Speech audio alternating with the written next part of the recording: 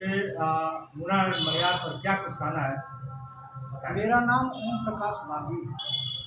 मैं माध्यमिक शिक्षक संघ विहीन का प्रदेश अध्यक्ष जी और समाजवादी पार्टी का नेता हूँ। और तमाम सारे मसले पर जो लोगों के साथ अन्याय होता है उस पर पूरी तरह से अपनी आवाज़ को मुक्त करता है। अभी हाल ही में मऊ जनपद के मधुबन थाना क्षेत्र के मुना मलियार में एक घटना घटी है और उसमें कुछ लोगों को मुकदमा भी दर्ज हुआ है, उसको कैसे देखते हैं, क्या उसमें? स्थिति है कि सुरेश राजभर की जो हत्या हुई या हत्या कही जा रही है, उसमें जो मुझे जानकारी हुई कि शाम के समय जुबारी बाजार से दारू पी करके वह घर गया और घर जाने के बाद पति पत्नी और परिवार में झगड़ा हुआ और झगड़े के बाद वह अपना कपड़ा उपड़ा निकाला और निकाल करके गया और जाने के बाद सुबह लोगों ने देखा तो वह पेड़ पर फांसी से लटक गया। अब वहाँ जो यादव लोग थे जिनको मुलजिम बनाया गया है वह पूरी तौर से निर्दोष हैं।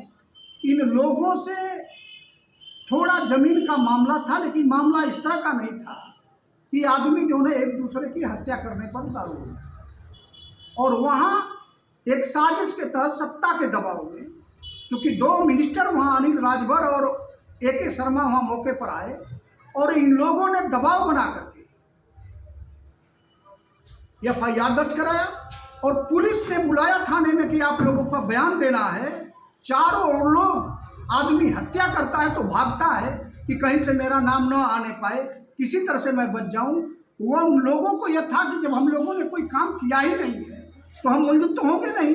वह लोग सीधे थाने गए कि बयान हम चल करके देंगे और बयान देने के बहाने IO ने बुलाया और बुला करके उन लोगों को जेल भेज दिया। अभी तक 2 तारीख से आज लगभग जो ना 29 तारीख है, 27 दिन इस घटना के हो गए हैं, लेकिन पुलिस को कोई भी कुल्लू उस कांड का कोई क्लू नहीं मिला है। अब तक जो ना कहीं से कोई इस तरह की स्थिति नहीं पैदा हुई है, लेकिन उन लोगों को, निर्दोष लोगों को जेल भेज दिया गया है। मैं चाहूँगा जिला प्रशासन से और शासन से कि इसकी उच्च स्तरीय जाँच करा दिया जाए तो दूध का दूध पानी का पानी हो जाएगा। और यह बिल्कुल साफ है कि यह सत्ता के दबाव में ये यादव लड़कों को जेल भेजा गया है। हम इसकी घोर निंदा करते हैं। उत्तर प्रदेश सरकार के कैबिनेट मंत्री अनिल राजभर सुरेश राजभर के घर जाते हैं और पीड़ित परिवार से मिलते हैं। उन्होंने उसी दौरान मीडिया से बातचीत करने के दौरान कहा कि यहाँ जो PDA के लोग हैं जो शाम को दारू पीकर बैठने का काम करते हैं, इन लोगों को ठीक कर दिया जाएगा। इसको कैसे देखते हैं? देखिए, ये पूरी तौर से यह तो सत्ता की एक हनक है और इस समय तो एक अभियान चल रहा है कि अधिक से अधिक यादवों को मुलजिम बनाओ, इनको जेल भेजो। ये PDA के लोग हैं।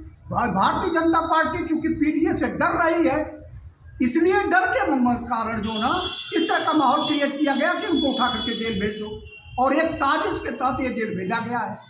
यह अगर अनिल राजभर के अंदर थोड़ा भी अगर शासन और सत्ता का यह होता तो उसकी सबसे पहले उच्च स्तरीय जाँच कराती और जांच कराने के बाद कहते हैं कि अगर मुलजिम है तो उनको भेजा जाए और निर्दोष हैं तो उनको छोड़ दिया जाए। आज पूरी तौर से सत्ता के इशारे पर यह पुलिस का पुतली बनी हुई है।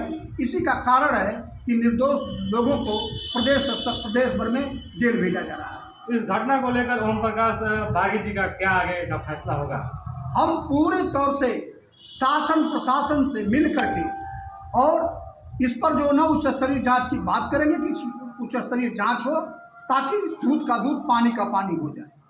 क्या इस सरकार में यादव सुरक्षित नहीं है? बिल्कुल सुरक्षित नहीं है। यह तो एक तरफा कार्रवाई चल रही है। इस सरकार में पूरी तौर से पूरे प्रदेश में एक तरफा कार्रवाई चल रही है। अभी तमाम सारी घटनाओं को आप उठा करके देख लीजिए।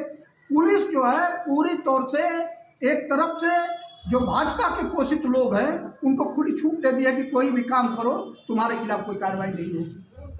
यह तो पूरे प्रदेश में माहौल बना दिया गया है। बागी जी, इस प्रदेश सरकार में गिरीश चंद्र यादव मंत्री हैं, इस जिले के प्रभारी हैं, वो भी मऊ जनपद में एक बार प्रेस कॉन्फ्रेंस के दौरान उन्होंने कहा कि प्रदेश जो अखिलेश यादव हैं वो केवल एक जाति को लुभावने के चक्कर में लगे हैं, बल्कि अपने समाज की मदद किसी प्रकार का कर नहीं पाते हैं। इसको कैसे देखते हैं? देखिए, गिरीश चंद्र यादव जो बोल रहे हैं, हालत यह है कि आज तक जो भी कैबिनेट बना, जैसे इसके पहले अखिलेश यादव की सरकार थी, उसमें कैबिनेट मंत्री तमाम सारे ठाकुर। यह जो कैबिनेट बना है, इस कैबिनेट में कोई यह न कहने पाए कि यादव विहीन कैबिनेट है। वो गिरीश यादव को एक झुंझुना पकड़ा दिया गया और गिरीश यादव की मजबूरी है कि भाजपा में रहना है, तो जो सरकार कर रही है उसको कहें। गिरीश की भी हिम्मत नहीं है कि इसकी उच्च स्तरीय जांच की बात करें, या चाहे जौनपुर की घटना हो, चाहे पूरे प्रदेश की घटना हो, कहीं भी उनको बोलने की औकात नहीं है कि सीना तान करके सरकार के खिलाफ बोले या कहे कि इसकी जांच कराई जाए। या गिरीश यादव को तो खाली मत झुंझुना पकड़ा दिया। एक मंत्री को ललकार रहे हैं आपको डर नहीं है मुकदमे से? मुकदमा हमारा तो बचपन से एक जेहन है सत्ता के खिलाफ। जो सत्ता के खिलाफ लड़ता है या राजनीति में जो आता है, वह पहला कदम उसका होता है कि मुझे जेल जाना पड़ सकता है। जनता के लिए न्याय की लड़ाई में उसके ऊपर कार्रवाई हो सकती है, उसके ऊपर लाठी चल सकती है। तो मेरे शरीर में तो कोई जगह नहीं बची है जहाँ लाठी न लगी हो। मैं तो बचपन में से ही लगातार जेल जा रहा हूँ, मुझे जेल और की कोई डर नहीं है।